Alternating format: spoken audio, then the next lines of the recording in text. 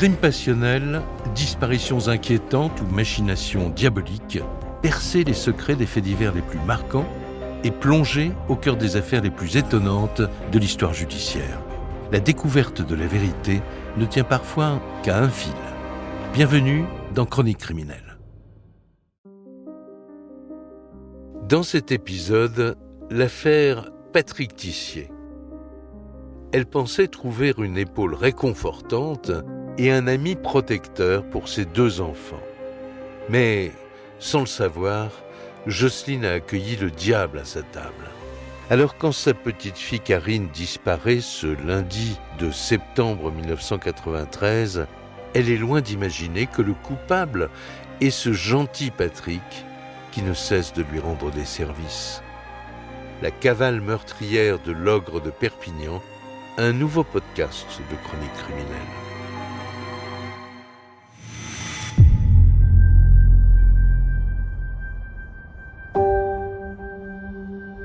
La tragique histoire que je vais vous raconter est l'une des affaires criminelles les plus bouleversantes de ces dernières décennies. Pour bien comprendre cette affaire, il faut remonter plus de 30 ans en arrière, un lundi de septembre 1993.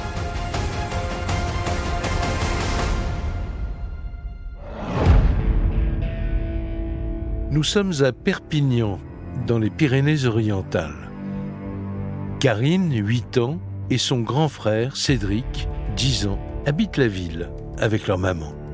Depuis la séparation d'avec leur papa, Jocelyne, une employée de restauration, s'occupe seule de ses enfants.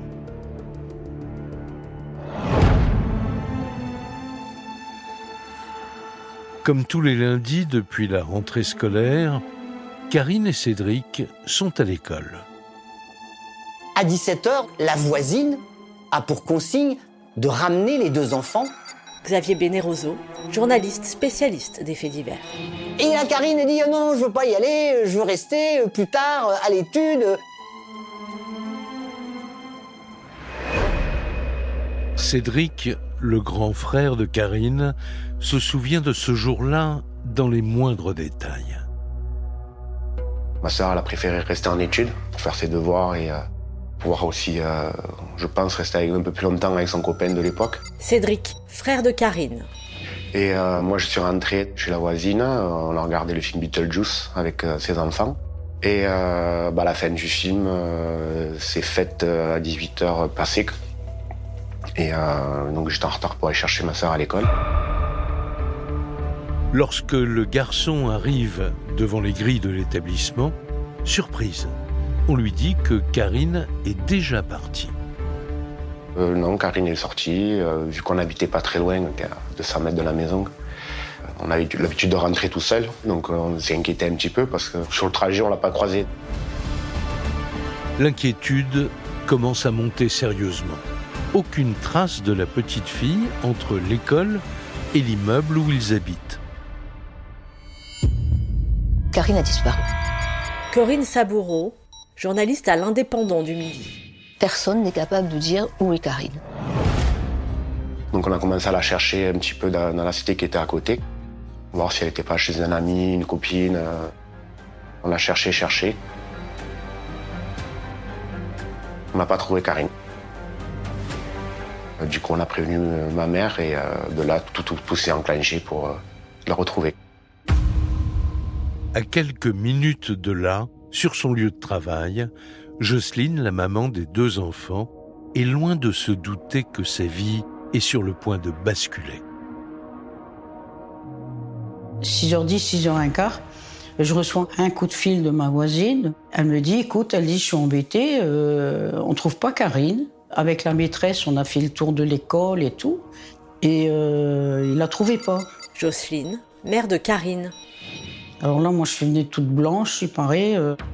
Mes collègues, ils ont dit, écoute, laisse tomber et va voir. Donc, je suis partie à l'école directement. Et la directrice, elle m'a dit, oui, elle dit, en effet, on a fait toute l'école. Et elle dit, je comprends pas, c'est pas Karine, quoi. Donc on a refait le tour de tout, la cour, derrière les arbres, on a tout fait. Même le rebord de la rivière qu'on avait pas loin et tout. Affolée, Jocelyne arpente le quartier de long en large, accompagnée de son fils Cédric. Mais la fillette reste introuvable.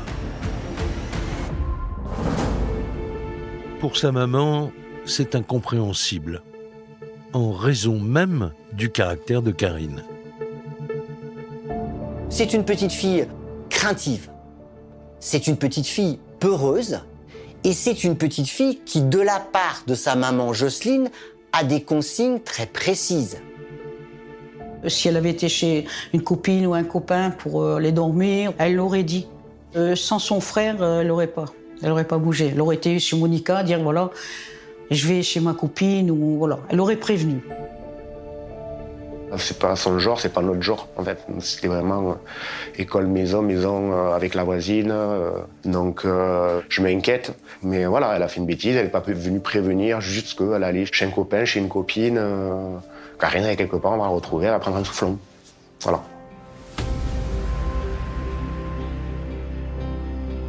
De plus en plus inquiète, Jocelyne se résout à donner l'alerte en début de soirée. Elle se rend au commissariat de Perpignan. Et immédiatement, en raison de l'âge de la petite, les policiers prennent le dossier au sérieux.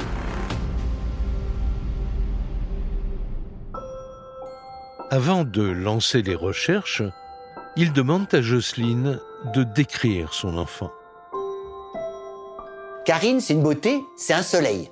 Karine, c'est un soleil parce qu'elle a des cheveux raides, blonds. Elle fait à peu près 1m20.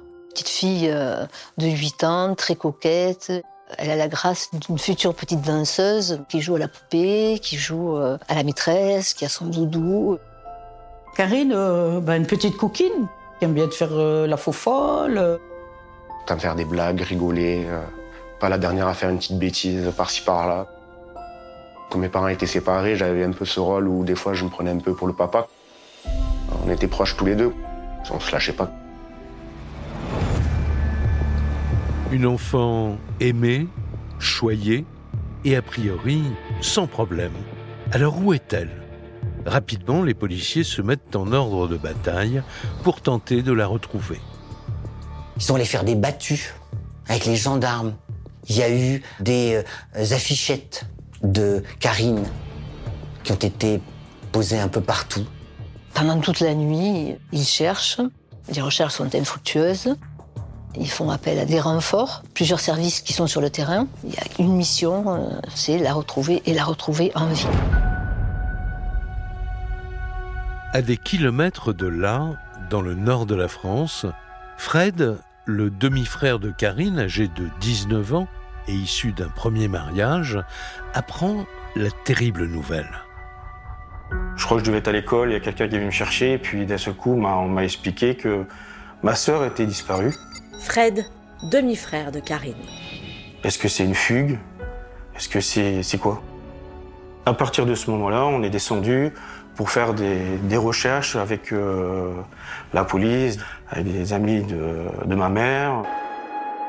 Malgré les moyens déployés, pour l'instant, aucun résultat. Et cela inquiète les policiers. Car cette disparition fait étrangement écho à une autre affaire judiciaire survenue quelques mois plus tôt. 2 ans plus tôt, il y a eu, dans les environs de Perpignan, 2 fillettes âgées de 10 ans, c'est-à-dire pas très loin de l'âge de Karine, qui ont été enlevées et torturées par un monsieur qui s'appelle Christian von Geloven. Les policiers craignent d'avoir affaire à un nouveau prédateur.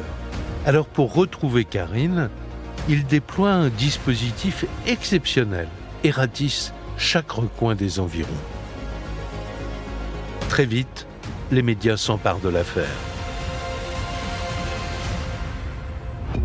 Les recherches ont repris ce matin pour tenter de retrouver Karine, 8 ans, disparue depuis lundi soir. 150 gendarmes, pompiers, policiers et d'un hélicoptère quadrillent la périphérie de Perpignan où l'enfant a disparu. À l'époque, Danielle Brault est la juge d'instruction chargée de l'enquête. Elle coordonne les recherches pour retrouver Karine. Dès le lendemain, la cité où habite la maman, qui s'appelle la cité ensoleillée, Daniel Brault, juge d'instruction. est perquisitionnée de fond en comble. Et on ne trouve rien. Qu'est-il arrivé à Karine ? Au commissariat, les policiers sont démunis car ils ont très peu d'indices. On est au début des années 90. Il n'y a pas d'Internet. Il n'y a pas de portable. Et il n'y a pas non plus de fichiers automatisés des délinquants sexuels. Tous les gens qui sont susceptibles d'agresser des femmes ou des enfants, il faut à l'époque appeler les prisons. Il faut faire les recherches à la main. On sait très bien que les premières 24 heures sont souvent fatales. Donc, ils partent dans tous les sens, à la recherche d'un suspect. Pour eux, Karine n'a pas fugué, Karine a été enlevée.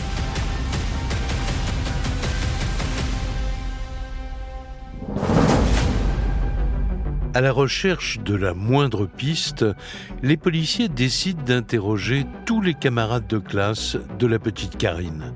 Peut-être que l'un d'eux aura remarqué quelque chose d'anormal. Il va y avoir un petit garçon qui va faire rebondir l'enquête. Il va dire « Karine, elle est partie avec un monsieur ». Et le petit garçon, il va donner un détail physique. Il va dire « ce monsieur, il avait une moustache ». Et il va dire, cet enfant, « oh oui, la voiture, elle était de la couleur de la table. » Et la table d'école, bah, c'est une couleur crème. À partir du moment où Karine s'est précipitée vers quelqu'un, c'est qu'elle connaissait la personne, qu'elle avait totale confiance en cette personne qui est venue la chercher. Donc c'est forcément quelqu'un de l'entourage. Et si le ravisseur de Karine était un proche de la famille ? L'hypothèse d'un enlèvement devient désormais la piste numéro 1. Face à la gravité de la situation, le service régional de police judiciaire de Montpellier est saisi de l'enquête.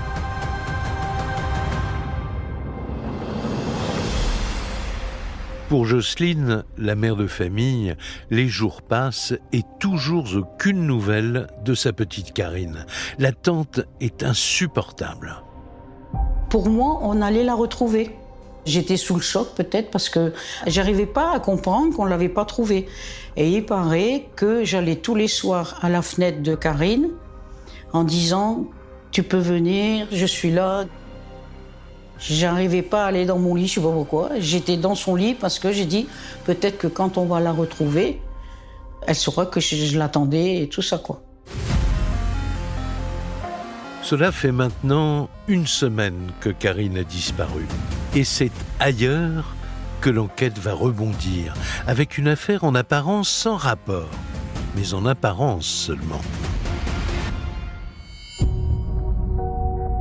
Au centre hospitalier de Perpignan, Marie-Josée Gauze, une femme de 45 ans, se remet difficilement d'une terrible agression.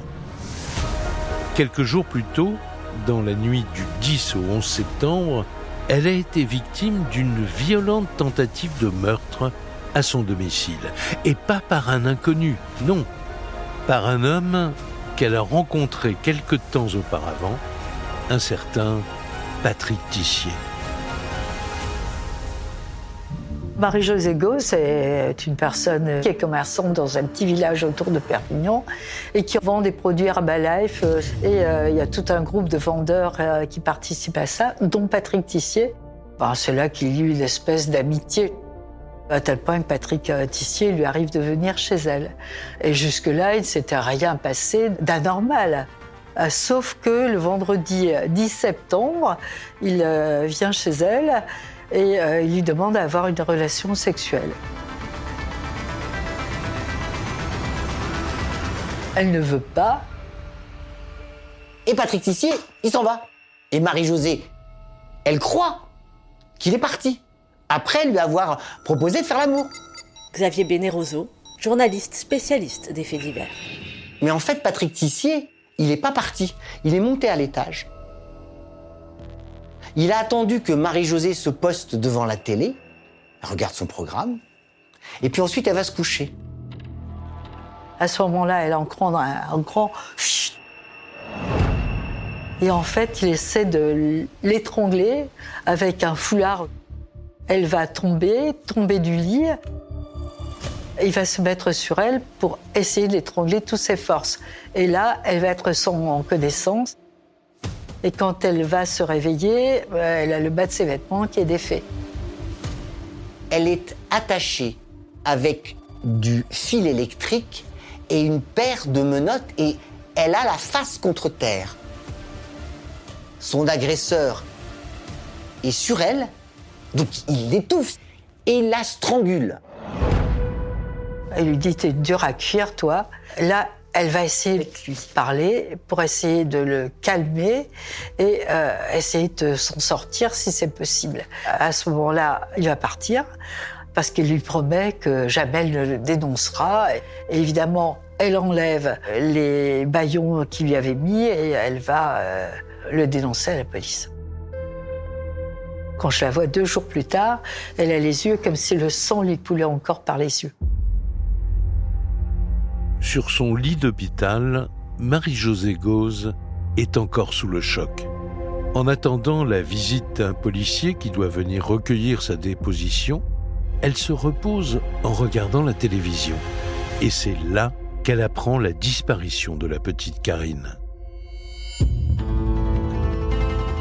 Robert Ayache est policier à Perpignan et il est chargé du dossier de Marie-Josée Gauze. C'est lui qui va recueillir des informations qui vont permettre de faire le lien entre les 2 affaires. Le 11 septembre, je viens au bureau puis j'apprends qu'une dame a été agressée, violentée. Robert Ayache, officier de police. Et on apprend par cette dame que la personne qui l'a laissée pour morte chez elle, les cervicales brisées totalement, se nommerait Patrick Tissier. Elle dit « La cité ensoleillée, d'où est originaire la petite Karine, Patrick Tissier, il m'en a parlé. Il m'a dit qu'il connaissait à la cité ensoleillée une femme avec 2 enfants qu'il aimait bien. » L'agresseur de Marie-Josée a-t-il un lien avec la terrible affaire qui secoue la ville de Perpignan? Cet homme pourrait-il être le ravisseur de la petite Karine? Les enquêteurs ont désormais un suspect identifié. Il n'y a pas de temps à perdre, ils doivent retrouver sa trace. Mais Patrick Tissier manque à l'appel. Patrick Tissier, il est parti. Comment on le sait? Parce qu'on est allé chez lui. Et qu'est-ce qu'on a vu? Un appartement vide. Moi, j'ai planqué, comme on dit vulgairement, 2-3 nuits de suite au bas de l'immeuble, en ayant prévenu les voisins que si les gens le connaissaient, le voyaient. Faire le 17 tout de suite. Et je m'attendais à ce qu'il revienne. Il n'est jamais revenu. Robert Ayache ne lâche rien. Déterminé à mettre la main sur le fuyard, il se plonge dans son passé. Et au fil de ses investigations, il fait une nouvelle découverte effrayante. Comme j'avais entendu dire qu'il s'appelait Tissier Patrick, mes recherches aboutissent à son lieu de naissance, à Bourges. Je téléphone à Bourges et je tombe sur l'inspecteur de permanence qui me dit « Mais je vais te raconter une chose, ce type-là, c'est un tueur. » Il me dit « Attention, très dangereux. » Quand vous apprenez tout ça, vous vous posez des questions, vous dites « Mais il est capable de tout, cet homme-là. » Vu le profil inquiétant du suspect, Robert Ayache donne l'alerte. S'il est déjà connu des services de police, il faut faire vite.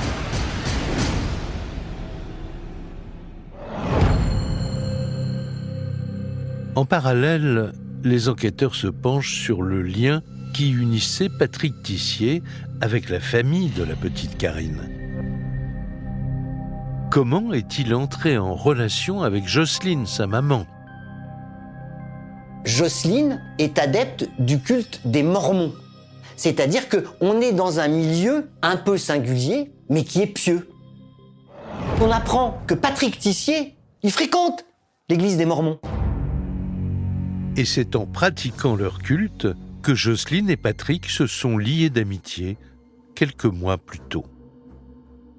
Je l'ai rencontré quand j'étais dans l'église. Jocelyne, mère de Karine.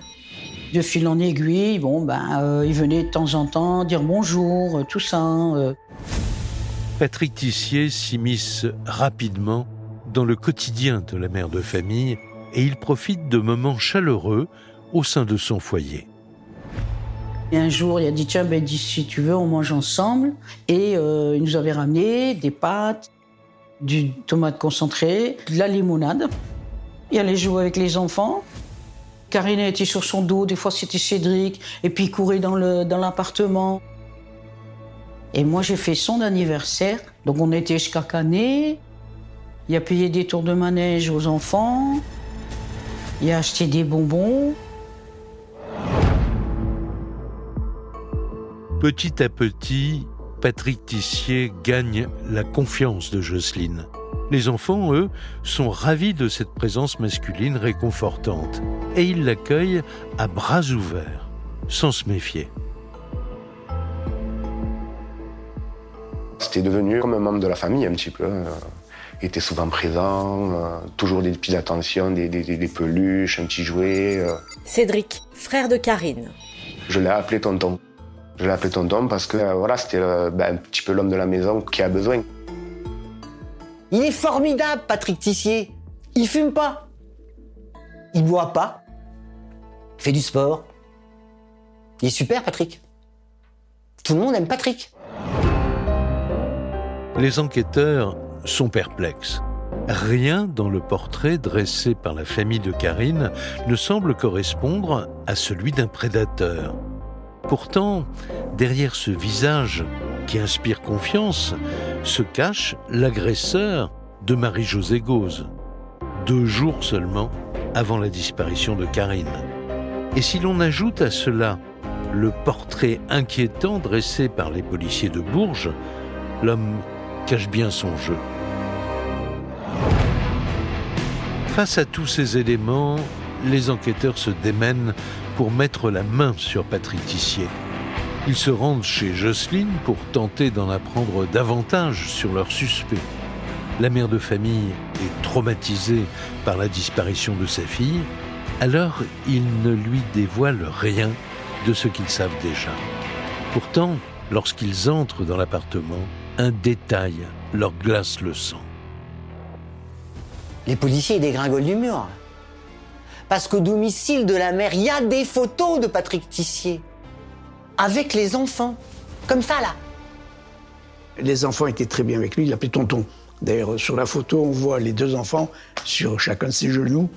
Il y a un lien qui s'est créé. Les policiers viennent et là, ils font voir un album photo de Patrick Tissier. Alors, je fais « Oh ». Je dis « Bon, il vous a prêté son album ». Alors, il dit « Non, c'est juste pour savoir qui est-il pour vous ». Je dis « C'est un ami ». Et puis, c'est tout. Donc, je dis « Sinon, je ne l'ai pas vu depuis un bon moment ». Quand ils ont montré la photo de Tissier Patrick, j'ai fait « C'est tonton Patrick ». Et je sais qu'il y a un policier qui m'a répondu assez sèchement « Jamais plus tu l'appelles comme ça ». Jocelyne ne l'a pas encore compris, mais sans le savoir, elle a clairement invité le diable à sa table.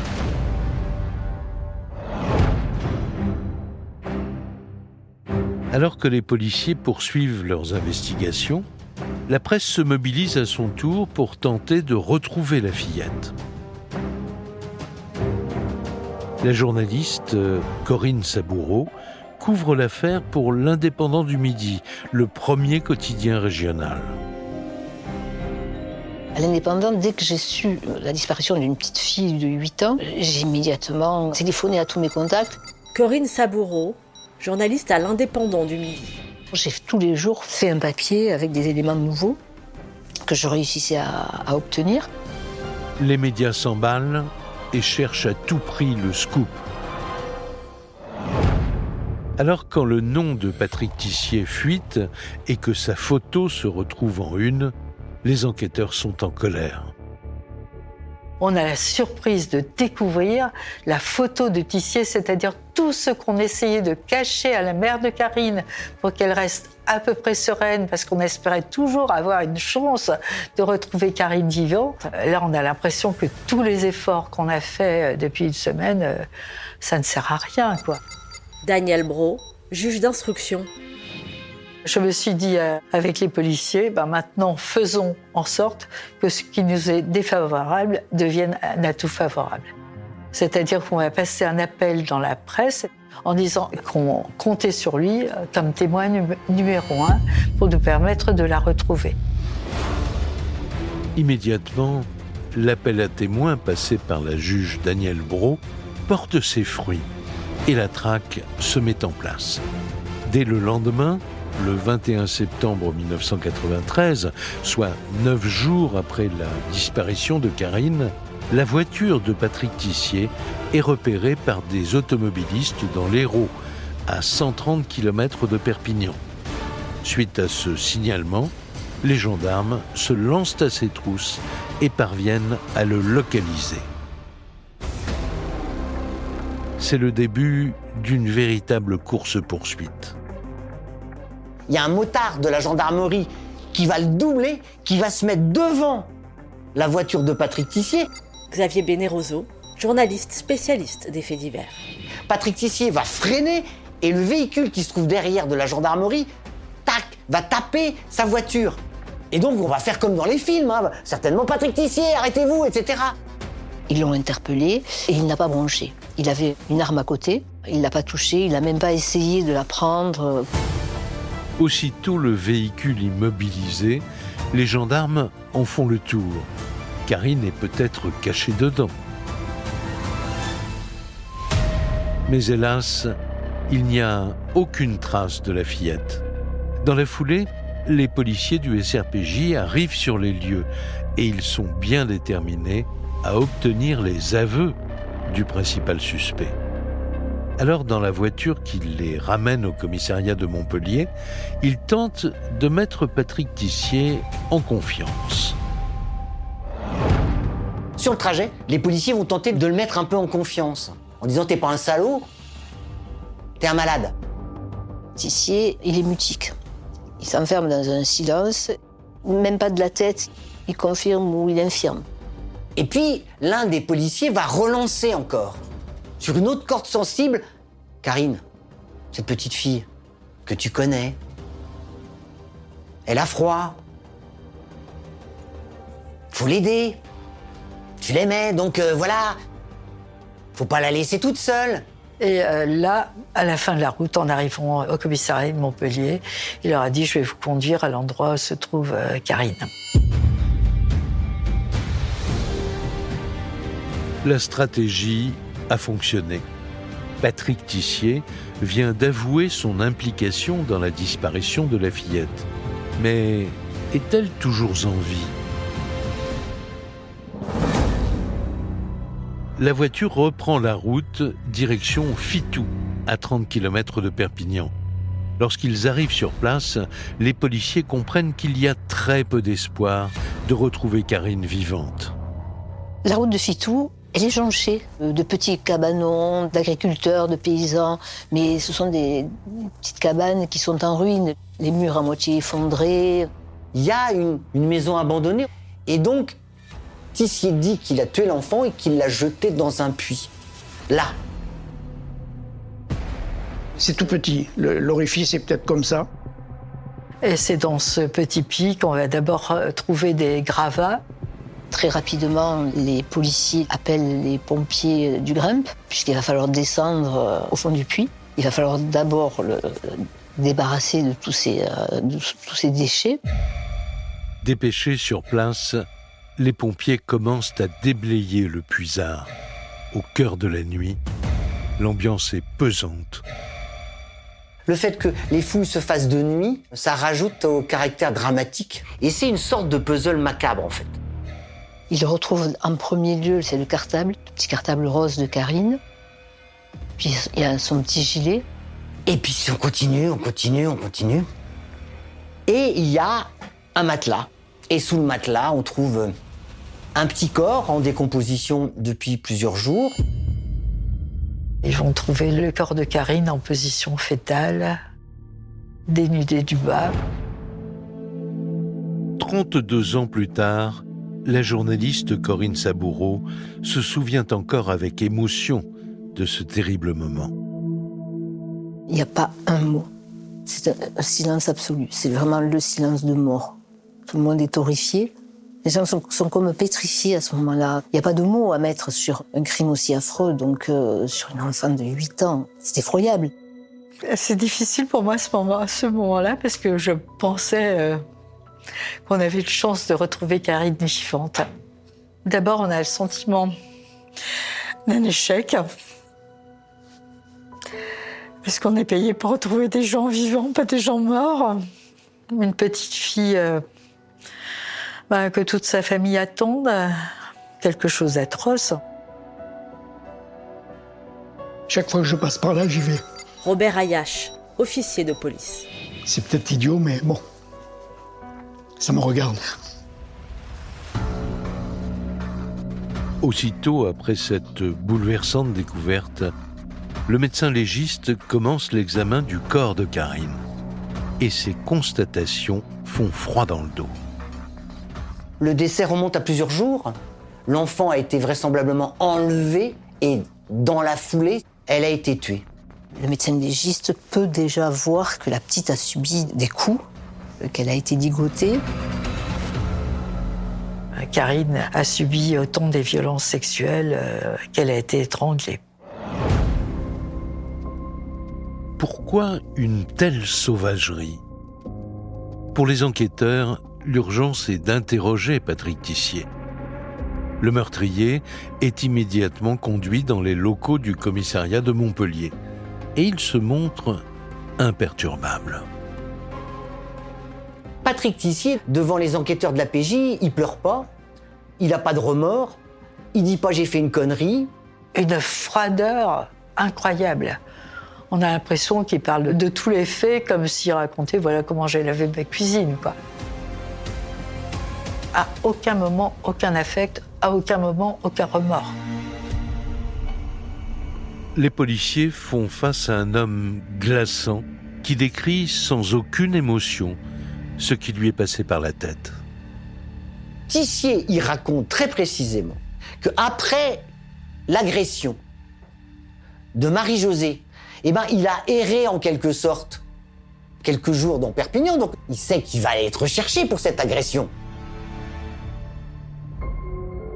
Il explique cette traite sexuelle qui avait commencé le week-end par Marie-Josée Gauze, et comme il n'arrivait pas à ses fins avec des femmes adultes, finalement, il s'en était pris à la petite Karine.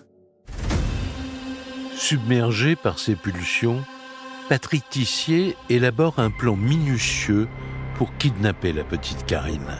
Il raconte que, le week-end précédant l'enlèvement, il va se procurer des menottes et des bâillons. Puis, le lundi, il va mettre son plan à exécution et se rendre devant l'école de la fillette.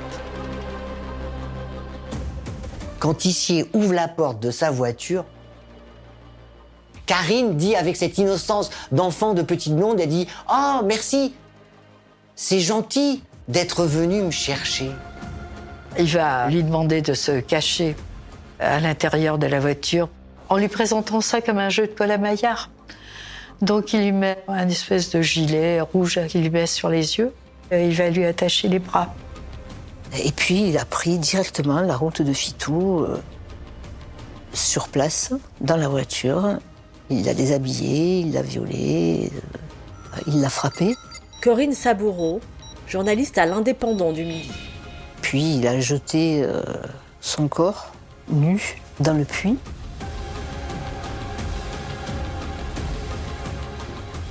Et après, il a jeté ses affaires, Ses vêtements, le cartable,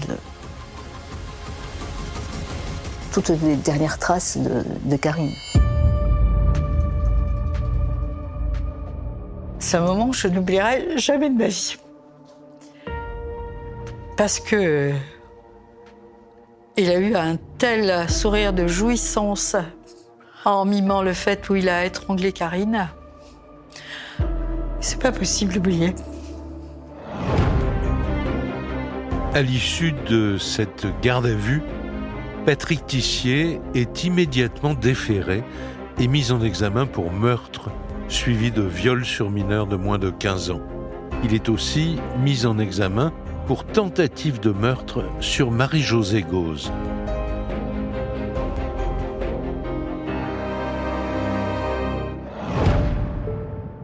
Les policiers doivent maintenant annoncer la terrible nouvelle à la famille.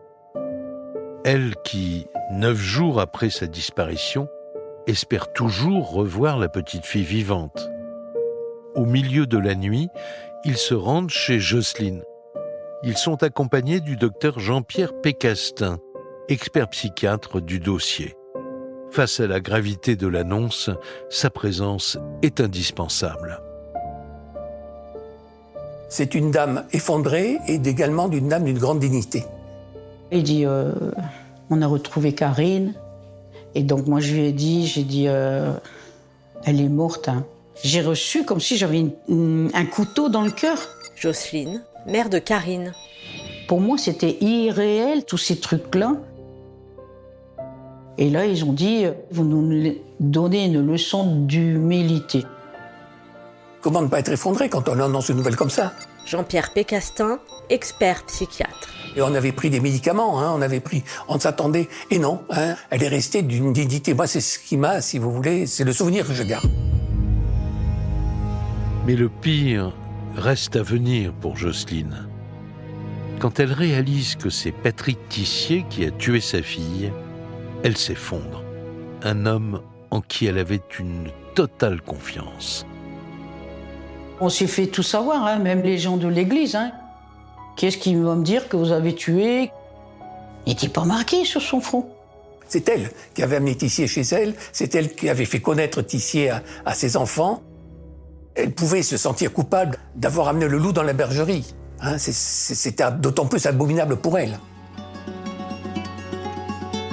Pour les frères de Karine, la nouvelle est tout aussi difficile à accepter, notamment pour Cédric, qui était avec elle ce jour-là. J'ai du dégoût envers moi-même de ne pas avoir vu, de ne pas avoir su, de ne pas avoir été là, de ne pas avoir sauvé Karine de cet homme-là. Cédric, frère de Karine. Je n'ai pas été avec elle. Elle a souffert toute seule. J'étais son grand frère.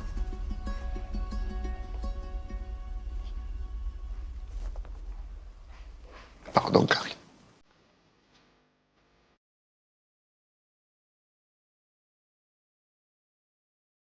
Vous savez que ce jour-là,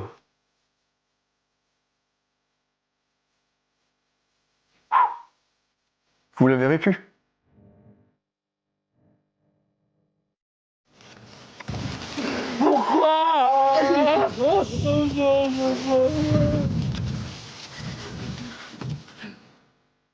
Toujours cette image de l'église où ce petit cercueil blanc.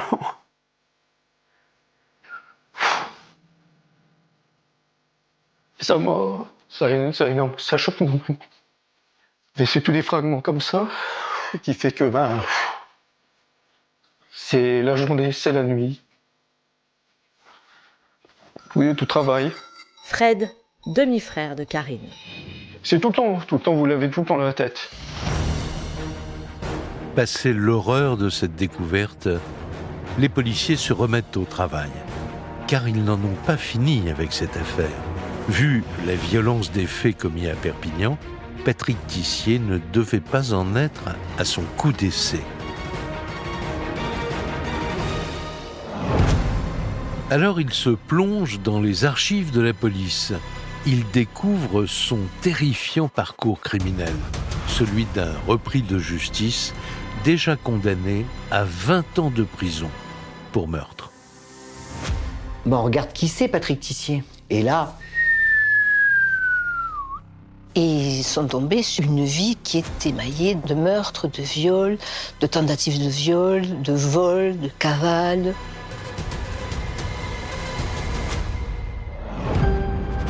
Pour bien comprendre qui est Patrick Tissier, les policiers décident de se pencher sur son histoire.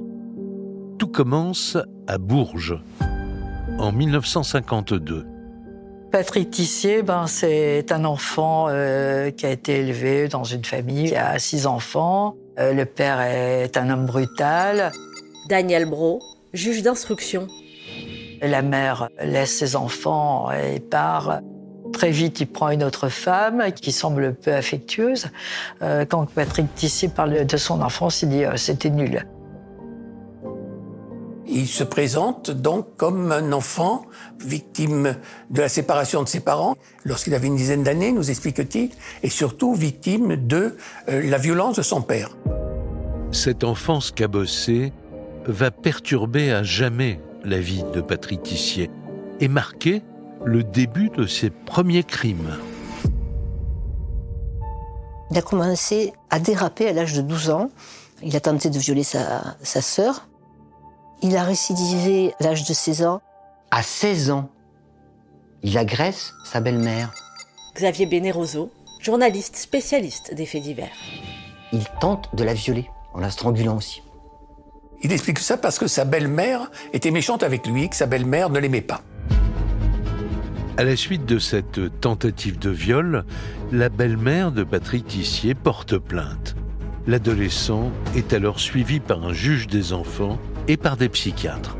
Et cet accompagnement semble porter ses fruits, car Patrick Tissier rentre dans le rang et ne commet plus aucune violence.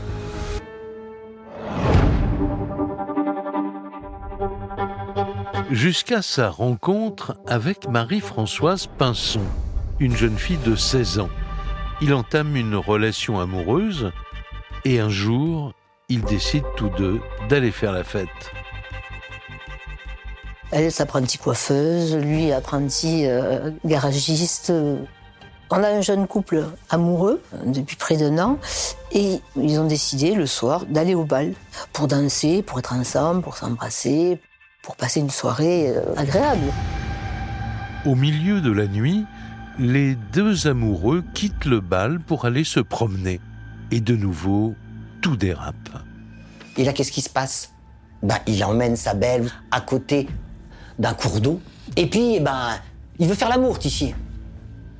Mais elle veut pas. Donc elle se refuse à lui. Il tente de la violer. Elle résiste, elle refuse, elle crie.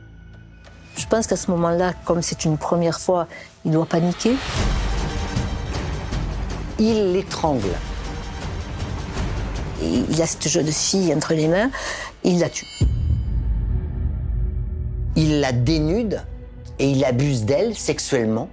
Ça veut dire qu'on se trouve dans une configuration de strangulation et de viol post-mortem. Après avoir commis l'irréparable, Patrick Tissier jette le corps de sa petite amie dans la rivière et rentre tranquillement chez lui.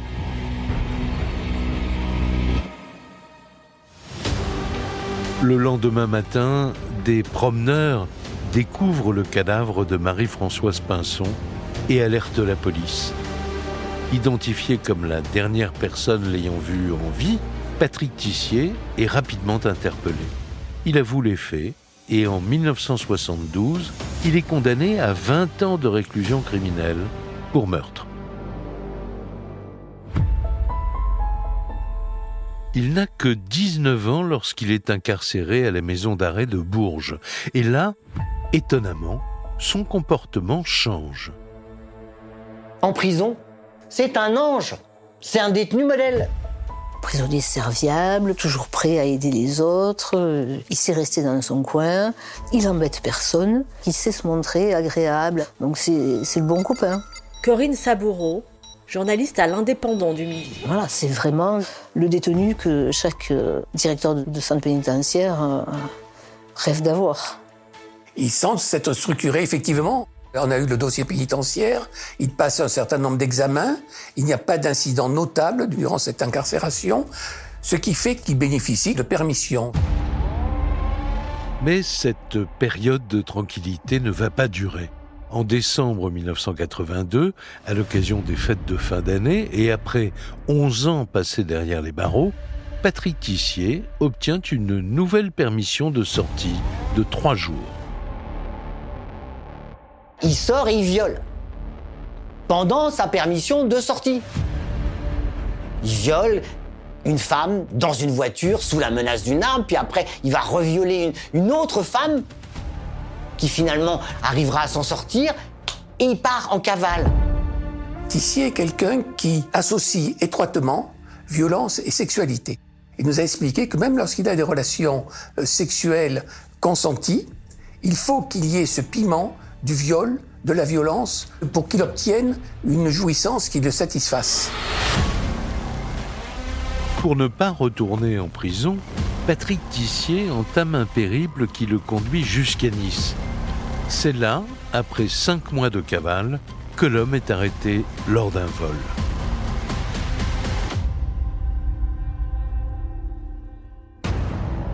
Le 28 mai 1985, il écope d'une nouvelle condamnation à 10 ans de réclusion criminelle pour évasion, viol et vol.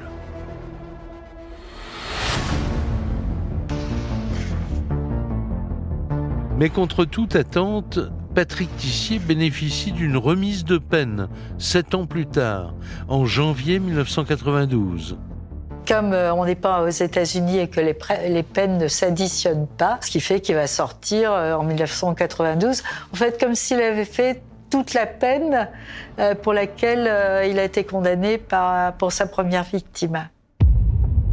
Libre, Patrick Tissier a désormais 41 ans et il désire commencer une nouvelle vie. C'est dans le sud de la France qu'il décide de se poser un peu plus d'1 an avant le meurtre de Karine. Il arrive à Perpignan, il se trouve seul, il n'est pas bien. Jean-Pierre Pécastin, expert psychiatre. Cette solitude lui pèse et il décide de s'approcher des Mormons. Non pas parce qu'il a envie de connaître leur idéologie ou leur religion, mais il espère de cette manière connaître du monde.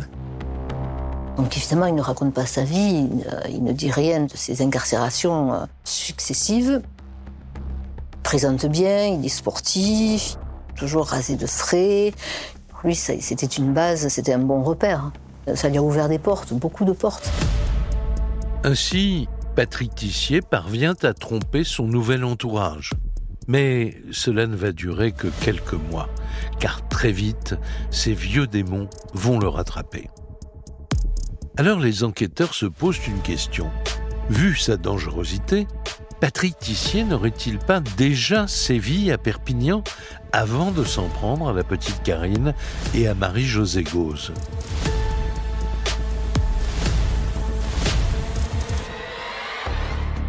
Pour en avoir le cœur net, ils font le tour des affaires judiciaires en cours dans la région. Et l'une d'elles les interpelle.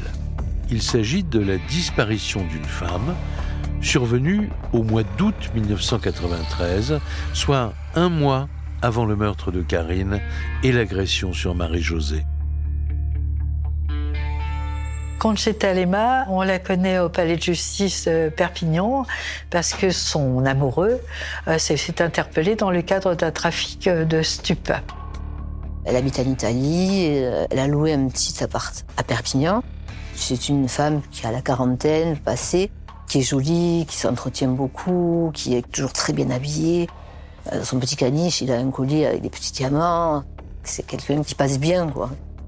C'est une femme très affable, dont on a l'impression qu'elle vit dans un certain milieu où il y a beaucoup de luxe.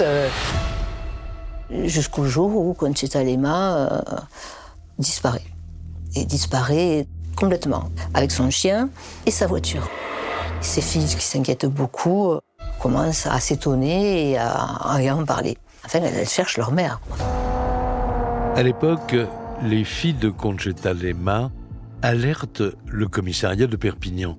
Mais sa disparition n'inquiète pas les policiers lors de son signalement. Ils pensent même à un départ volontaire.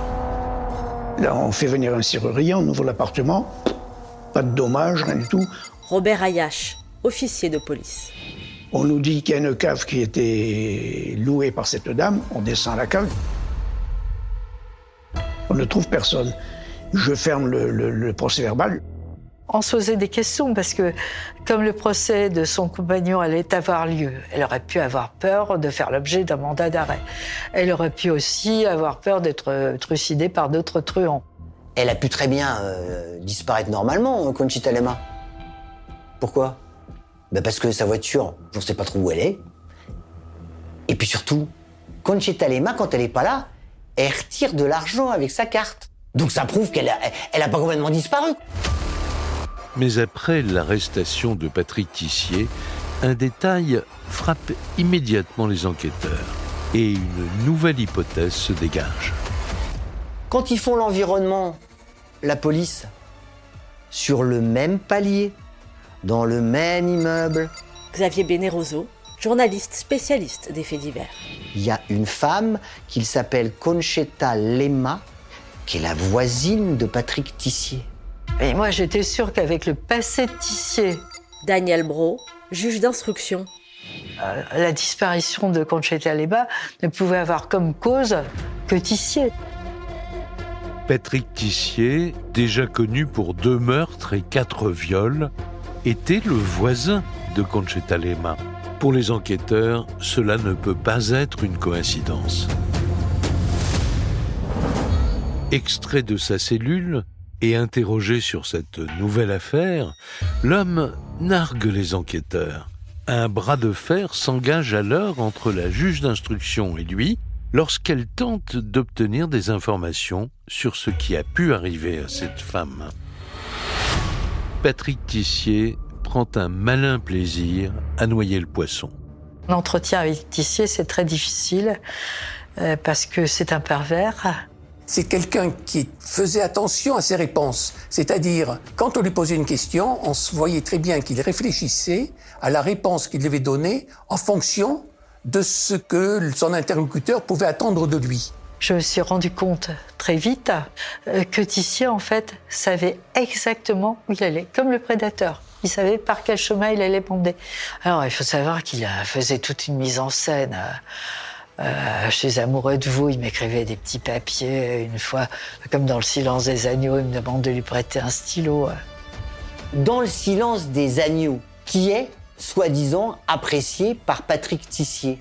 Hannibal Lecter, c'est lui, le tueur en série, qui est le chef d'orchestre. On se trouve le même rapport de domination que veut imposer Tissier à la magistrate. En disant, c'est moi qui suis le chef, c'est moi qui vais diriger l'enquête. Au fil des interrogatoires, Patrick Tissier s'amuse et il n'hésite pas à inventer de fausses pistes pour tromper la juge et les enquêteurs. Quand le bonhomme vous envoie chercher un corps à moitié dans la mer, parce qu'il aurait mis la tête dans la mer. Vous imaginez qu'on a fait dire un corps de pompiers entier pour fouiller la mer, qu'on est allé chercher des images de satellites de Russie de l'époque pour essayer de voir si on voyait pas de taches dans la mer qui pourraient correspondre à ça. En fait, c'était le jeu du chat et de la souris. Il a aussi raconté qu'on découpait le cadavre de Concheta Lema pour en faire des steaks. Des steaks qu'il aurait donnés, qu'il aurait fait cuire pour les donner à manger à des gens qui passaient chez lui. Ça a été pour lui la manière de garder encore, d'une certaine manière, même au fond de sa cellule, la maîtrise du jeu. Ce petit jeu entre Patrick Tissier et Daniel Brault dure 2 ans. 2 années que la juge d'instruction n'oubliera jamais. Je me suis fait aider par un psychiatre pour les interrogatoires. Parce que je sentais que je ne connaissais pas le mode opératoire pour parler à un pervers. Ah, puis cette fois-là, je me suis dit, j'ai suffisamment d'éléments pour l'envoyer aux assises. On a la carte bancaire avec les achats qu'il a faits. Pourquoi aller chercher plus loin ? Je ne sais pas s'il a pensé ce jour-là que j'avais cessé de l'intéresser, mais c'est là qu'il a décidé de parler. Une découverte macabre près de Perpignan. Les policiers ont trouvé les restes d'une femme qui avait disparu en 93. Patrick Tissier, c'est lui. Il est en prison à Perpignan et il vient de conduire les enquêteurs jusqu'au cadavre. Il a fini par nous apprendre qu'il avait mis le corps de Conchetta dans un grand sac plastique entouré de ficelles, dans cet endroit qui est un grand marécage. On était dans 1 mètre d'eau. Il nous a emmenés à un endroit qui nous paraissait invraisemblable. Personne n'aurait jamais retrouvé Conchetta Lema. À l'issue de ses aveux, Patrick Tissier est mis en examen pour le meurtre de Conchetta Lema. Avec son lourd passé, ce nouvel homicide fait de lui l'un des criminels les plus redoutables de France. Un prédateur machiavélique qui n'éprouve aucune pitié pour ses victimes. Patrick Tissier, il rejoint la catégorie des grands fauves criminels. Parce qu'en France, quand vous tuez plus de 3 fois, vous êtes un tueur en série. L'autre n'a pas d'existence propre.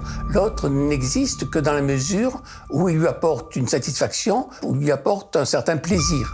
Si cette satisfaction ne lui est pas apportée, l'autre est rejeté ou l'autre est détruit. Et puis on n'en parle plus, on passe à autre chose. Mais en s'en prenant à la petite Karine, Patrick Tissier a commis le meurtre de trop. Ces actes terrifient la France entière. L'opinion publique se mobilise et demande des comptes à la justice. Comment un criminel si violent a-t-il pu bénéficier d'autant de permissions de sortie et de remise de peine ? Pierre Méhaignerie, garde des Sceaux de l'époque, s'empare du débat et propose une réforme de la loi, et il met en place le principe de la perpétuité incompressible. Ça veut dire qu'on vous fixe une peine, peut-être une peine de perpétuité, mais en disant avant 30 ans, vous n'avez absolument pas le droit de sortir, pas de permission de sortie. Pendant tout ce temps-là, on peut être sûr que vous serez incarcéré. Dans l'attente du procès de Patrick Tissier, qui s'annonce retentissant, la famille de Karine tente d'apprendre à vivre sans elle. Mais son absence laisse un vide douloureux. Chaque année, ça vous fait rappeler que vous n'aurez pas de sœur et que vous verrez jamais votre sœur grandir, faire des Noëls, des anniversaires. Fred, demi-frère de Karine. Ni ses enfants, ni son mari, plus rien au fait. Tout ça, elle nous a été arraché. Pour moi, c'est un cauchemar parce que vous vous réveillez et puis ça m'est déjà arrivé de l'avoir dans les bras, de la prendre dans les bras, dire « Ah, t'es là !» et puis me réveiller en pleurant. Pour moi, Karine allait réapparaître. J'étais persuadé qu'elle était quelque part et qu'un jour ou l'autre, en grandissant, comme dans les films qui se terminent bien. Cédric, frère de Karine. Elle allait juste revenir plus grande, en ayant vécu peut-être des choses horribles, mais pas qu'elle est décédée. Et je voyais Karine partout. Et ça durait des mois et des mois quand même. Jocelyne, mère de Karine. Qu'est-ce qu'elle ferait à 9 ans ? Comment elle s'habillerait à 9 ans ? Comment... Eh ben non, là tout de suite, non. Eh ben non, elle n'est plus là. Tu peux pas savoir. Le 26 janvier 1998, le procès de Patrick Tissier s'ouvre devant la cour d'assises des Pyrénées-Orientales. L'accusé encourt la réclusion criminelle à perpétuité assortie d'une peine de sûreté de 30 ans. 4 ans après ces crimes, Patrick Tissier n'aura pas un seul regard pour ses victimes. Ni pour cette mère dont il a tué et violé la fillette âgée de 8 ans, ni pour cette femme qu'il a laissée pour morte après avoir tenté de la violer et de la tuer en l'étranglant de ses mains la veille du meurtre de Karine. Pour la première fois depuis le meurtre de Karine, ses proches se retrouvent face à son assassin, un homme qu'ils avaient accueilli comme un des leurs. Tout tous espèrent enfin des regrets et des excuses, ou au moins une réaction de Patrick Tissier. Mais dans le box des accusés, le meurtrier reste de marbre. Il admet qu'il a des pulsions très régulièrement. Corinne Saboureau, journaliste à l'Indépendant du Midi. Il ne bronche pas quand les experts psychiatres disent qu'il est extrêmement dangereux. Ma mère, à un moment, elle tombe par terre. Et là, dans ma tête, ça... Vous avez l'écran noir, je vrille. J'ai commencé à bousculer 2-3 personnes qui étaient dans l'allée. Et moi, c'était aller sauter dans sa petite cage en verre. Vous avez la rage, la haine, la colère. Ça a été un moment de ma vie très compliqué. Son attitude détachée glace la cour. La défense tente le tout pour le tout et plaide le manque de suivi psychiatrique. Sa ligne de défense, devant nous, c'était pour faire des choses aussi graves, je suis sans doute malade. Jean-Pierre Pécastin, expert psychiatre. Mais c'est jamais sa faute. C'est ces médecins psychiatres qui ne l'ont pas écouté, qui n'ont pas su le soigner. Il y a toujours une raison extérieure. Mais la froideur implacable de Patrick Tissier laisse peu de doute sur l'issue du procès. Après 1h30 de délibération, le jury rend son verdict le 30 janvier 1998.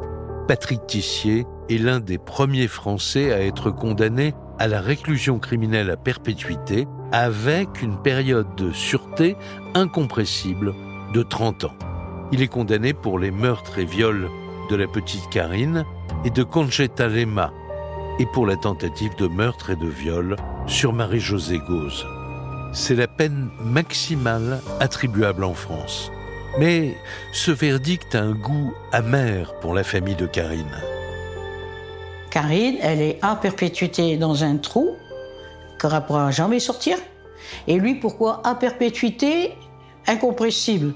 C'est 30 ans, incompressible, point. Il a prouvé, mais je ne sais combien de fois, que c'était un fou, un monstre, quelqu'un irrécupérable. Aujourd'hui, 32 années ont passé depuis la mort de la petite Karine. Ses proches tentent de continuer à vivre sans elle, mais ils sont depuis peu plongés dans la crainte. Patrick Tissier est arrivé au terme de sa période de sûreté de 30 ans. Il pourrait bien sortir de prison une nouvelle fois. Quand j'ai su qu'il pourrait sortir, et là j'ai dit, oh là là, j'ai dit, s'il sort, j'ai dit, il va recommencer. Faut pas qu'il sorte. J'ai envie d'être tranquille. J'ai envie de souffler, pour de vrai. À ce jour, Patrick Tissier a déjà déposé plusieurs demandes de remise en liberté. Toutes lui ont été refusées. Vous venez d'écouter Chronique criminelle. Si l'épisode vous a plu, n'hésitez pas à mettre des étoiles, à commenter ou à vous abonner sur votre plateforme d'écoute préférée. Et retrouvez dès la semaine prochaine un nouvel épisode de Chronique criminelle.